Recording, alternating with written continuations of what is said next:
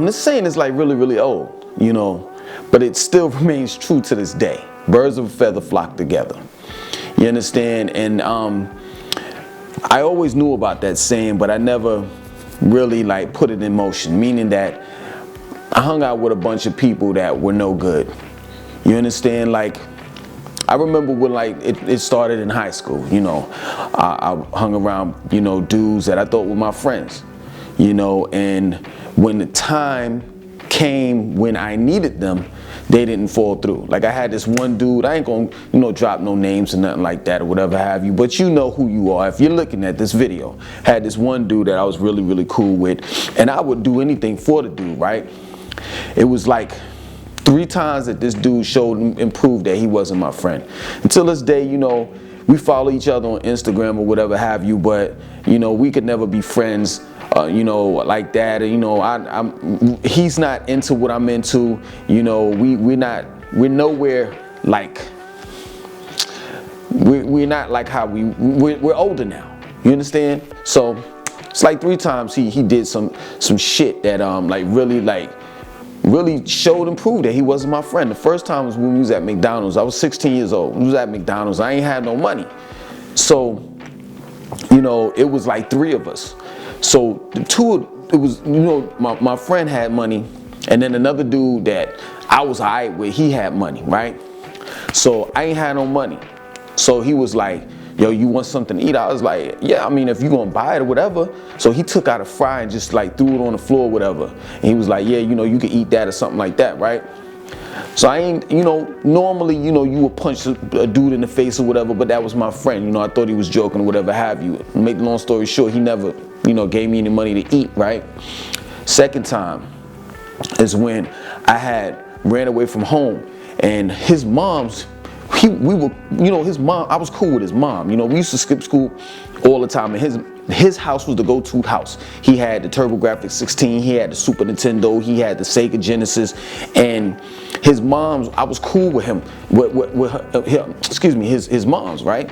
So she knew I ran away from home. She knew I ain't had nowhere to go. She knew I was homeless. At the time, I was actually staying with a drug dealer, and there were times like I had to leave, I couldn't be there. You understand? It's obvious why I couldn't be there, right? So, one day she just sat down with me, and she was like, look, I know you don't have nowhere to go. You can stay with me. You know what this dude said? He was like, he can't stay here. So that's the second time. And then last but not least, I had some beef with a dude. Now taking heed, I'll say I provoked it, but I was only responding to what he had said to my girl at the time. She wasn't even my girl. She was kind of like a chicken head joint, that I would swing through, hit her up or whatever have you. But anyway, she was like, it was this dude, and the dude walked past her house, right? The chick that I would hit every now and then, whatever. Dude was like, yo, what's up? Cause the chick was like, real top heavy, and the butt too, all in the right places, right? So she was like, nah, I ain't messing with you, I'm messing with Langston. He was like, yo, F that corny dude, da-da-da-da-da, right? So, I got the Napoleon complex, short man complex, right? So this dude is much more bigger than me. He's like 6 foot, it's like 6 foot, right? Bulky, right? So we leave from this football game. I'm still in high school. We leave for this football game, and we go to McDonald's. Everybody meets up at McDonald's at the end of any game, right? Football, basketball, whatever. So the dude that I saw, that was talking, trying to hit the chicken head that I was, hitting every now and then, right? He was there. So he comes up to me, yo, what's up? Dapping me up like ain't nothing. So I'm like, nah, what's up? What's up with you? Trying to talk to my girl. So then he flips it like, oh, yo, F you, da-da-da-da, right? So he swings. Now my friend, it's my friend that's behind me, and it's another dude that I'm cool with, okay with, right? But if something went down, I have his back. I have both of their backs, right? So, boom, the dude hits me with a ring and splits my face open, blood coming everywhere, and I go to grab him, right? So we fighting back and forth. 2 other dudes get in it and they jumping me. My 2 friends over there, 2 supposedly friends, ain't did nothing. Birds of a feather flock together. I remember when I was in college, you know what I'm saying? Had my little, joint going on, like literally like selling weed or whatever have you. And this dude I was cool with, supposedly cool with, we went to this strip club one night, right? And the chicks was feeling me, right? I ain't gonna lie, I did some extracurricular things in that club, right? And the dude, I ain't dry snitching on myself, I don't know who looking at this or whatever have you, but and at the end of the day, some things went down in the club, and the dude, dudes didn't like it. It was in the hood. It was like straight up in the hood, right? So I'm coming out. They already know what's up, you know what I'm saying? And at that time I was caking. Like I was selling bootleg movies and CDs, and I was really making like drug dealer money. I'm not gonna even lie, right? So I had on the fly joints or whatever have you. They know good and well, I've lived in North Carolina for years, but when I put on my joint, it's like back in the days, I ain't gonna say that now because I wear like a lot of active wear. But back in the days when I put on my joint, I'm a New York dude from head to toe. You know what I'm saying? Tim boot out, big name brands, of course, my chest, Tommy Hilfiger or whatever, right? So they ain't like that. So this dude says he stepped on my foot. I walked past this dude. He said, yo, you stepped on my foot. I'm like, I ain't stepped on your foot. So he causes a commotion. I go to defend myself. This dude steps back, the dude that I'm cool with. Matter of fact, he took me to the strip club. Make the long story short, some chicks, it was dope the way it went down. Some chicks broke it up. The stripper chicks broke it up. And I ain't gonna lie, yo, they took me home. I ain't gonna snitch on myself, but some extra stuff happened. It was fly, yo. We got in, I think it was a Chevy Tahoe. It was like 6 stripper chicks. I mean, the chicks was banging, which that's another thing too. I go home and I was roommates with this dude that I thought was my brother. I thought that was my brother. I say, yo, let's, do your thing, He's like, nah, whatever. Fast forward it, he starts selling, now we selling bootleg movies and CDs. He starts selling drugs out of the house. He brings in this prostitute that gave me a blowjob. The same night, she smoked crack. She wasn't like a crackhead. She just like sniffle or whatever every now and then, right? She wasn't like that. But anyway, at the end of the day, he writes her up and brings her inside the house, and she causing turmoil, like leaving dish bottles in the bathtub. Just all types of nasty shit. So I get in a fight with him because one night I come in from a club and he got dudes, like I used to smoke cigarettes, but I don't anymore, right? It's been a long time. It's been over 15 years that I ain't smoked no cigarettes. So back then I had stopped, so I couldn't stand smelling the cigarette smoke, the nicotine and all the rest of that, right? He knew that. I come in the house, it's cigarette smoke everywhere. It's this fat broad over here talking to this dude, because she used to go back and forth she used to go like in the streets and do her thing, and there's no telling who she was, messing around with. And then she'd come back to him because he was a sucker, right? It's weed smoke, cigarette smoke, all in the house. I kept my room clean. I had a fish tank. I had, Martha Stewart sheets and all the rest of that, right? My joint was, I had incense and oils and, incense and oils burning and all the rest of that stuff, right? It used to be when people used to come over, because our rooms were like together, not together, but like right next to, the doors was right next to each other. My door would be open and they'll automatically go in that room, and he'd be like, nah, this is the room, that fucked up room right there, this is my room. So anyway, I come in, somebody playing PlayStation, I go in there, I take my, I got the construction Timberland boots on. Wow! Bust that joint catches like somewhat semi on fire. It's like, and then he comes out and I come run at him, and then I try to slam him and everybody trying to break it up or whatever have you. The moral of the story is birds of a feather flock together. I used to be in a cult. And let me tell you something, I'm not friends with none of the people that I was cool with, none of the members that I was cool with. I'm glad that I'm not, because they wasn't worth shit in the first fucking place. It's just that plain and simple. And I don't care who gets attitude with it. I don't care. I gained nothing out of that code. I gained nothing out of anyone's friendship in, excuse me, no COVID here. I gained nothing out of any of those friendships. I don't talk to none of those people till this day. Period. Birds of a feather flock together. And it took me a long time to realize that damn near all my life I've been hanging around a bunch of bums. And that's the reason why part of my life I ain't never had shit.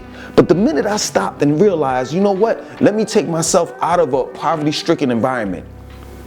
Just because they're in it, just because they like being in that poverty-stricken environment, that doesn't necessarily mean that I need to be in that. You know what? I need to stop being friends with these people, because these people are not worth shit. I know people right now till this day that's in their damn 50s and 60s selling bootleg movies and CDs grayed up. But you want to get pissed off and mad at me because your life is fucked up.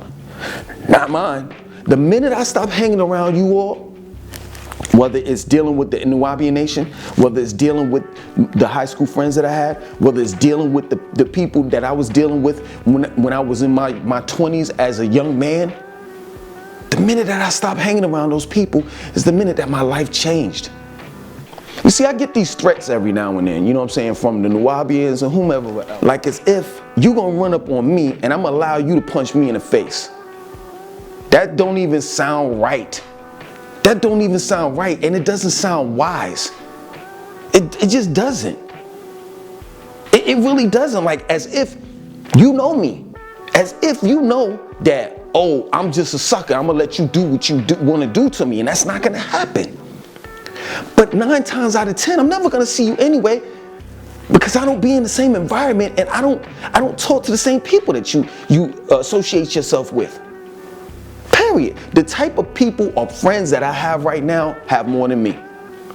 The type of people or friends that I surround myself around are way more intelligent than the friends that I had prior. They have things going for themselves. Period. And I'm doing adult things now, like going to the gun range, working out, and self-improvement. While you bum asses are just doing the same dumb bullshit that you was doing when I was around you. Ain't changed at all. Period. People always say, these cult members always say, you know, as far as dealing with the Nubian Nation, well, you talking about Dr. Malachi, what have you done? What books have you wrote? And da-da-da-da. First of all, I ain't got to prove nothing to you. Who are you? Who are you for me to prove something to you? I don't have to answer to you. That's the first thing. And the second thing is, if you really knew me, you would know that I wrote books. I've actually wrote 4 books. To answer your question, I do a lot, but I'm not going to tell you what I do because I don't have to answer to you. That's the problem. This is the problem that I've always had with people in general. You see this soft face? People think I'm soft because I have soft features. That plain and simple. So people always underestimate me.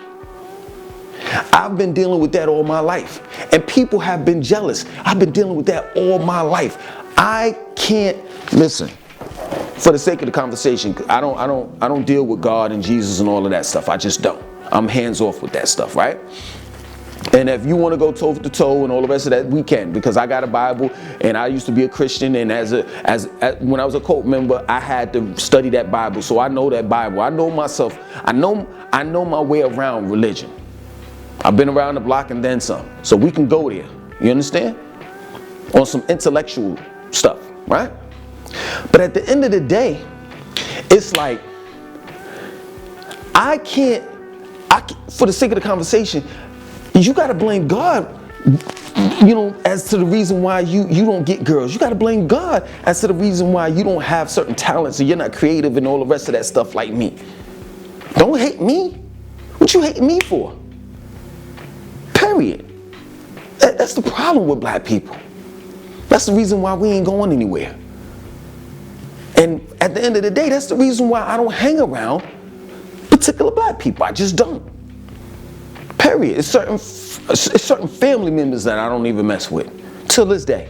I'll cut you off quick. If you on some negative shit, I will cut you off quick. I won't even have a conversation with you. I don't even know why some of you all make negative comments in the comment section of my videos as if I'm going to respond. Let me explain something to you. You are not worth my time.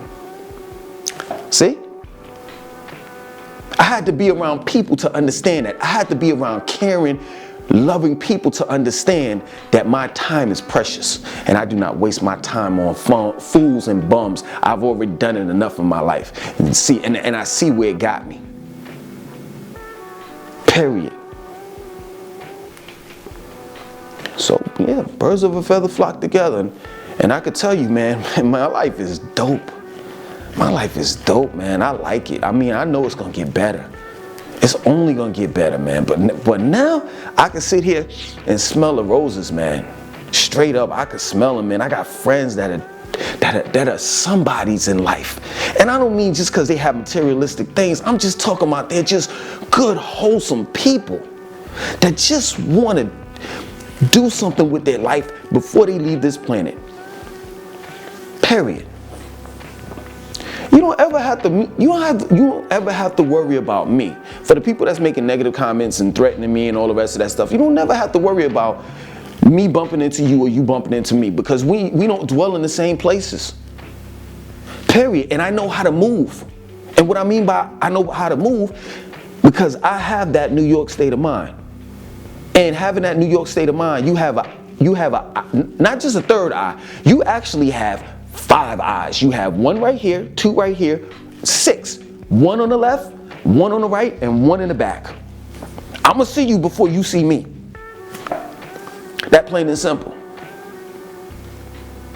It's nothing complicated about it. And I don't play with children. I don't. I mean, school children, but I don't play with them. It's that plain and simple. So, man, I love my life, because I just walked away from the bums, the idiots, the assholes, and I met a bunch of good people. And that's who I want to surround myself around from now on, so that I can be the best me, the better me that I can be. Other than that, I hope you all learn something from this. Hey, you like what I had to say? Like, comment, share, and subscribe.